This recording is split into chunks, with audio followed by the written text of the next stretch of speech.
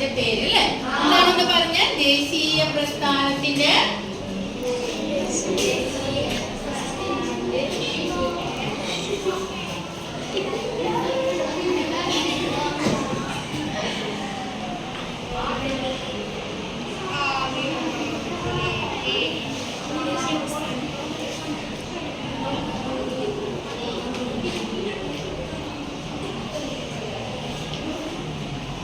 ദേശീയ പ്രസ്ഥാനത്തിന്റെ ആവിർഭാവത്തിൽ നിന്നുള്ള പാഠത്തിന്റെ കുറെ ഭാഗങ്ങൾ നമ്മൾ കഴിഞ്ഞ ദിവസങ്ങളിലൊക്കെ പഠിച്ചിരുന്നു അല്ലെ? ലൈബ്രറിയില് ഇതൊക്കെ നമ്മൾ കഴിഞ്ഞ ക്ലാസ്സില് പഠിച്ചതാണ് അല്ലെ?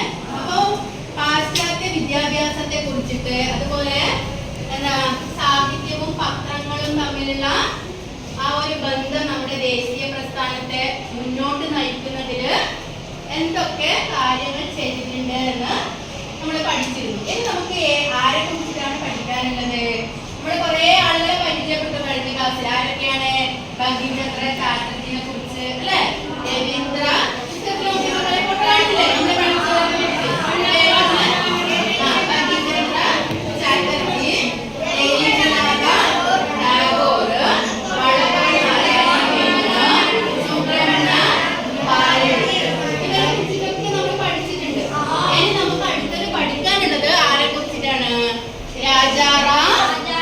മോഹൻ റോയ്.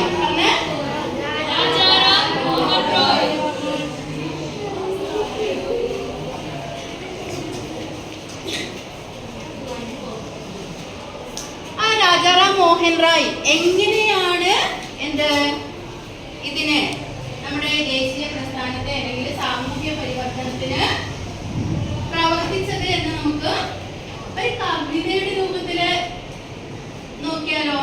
അല്ലേ? ഒരു വ്യത്യസ്തമാവില്ലേ?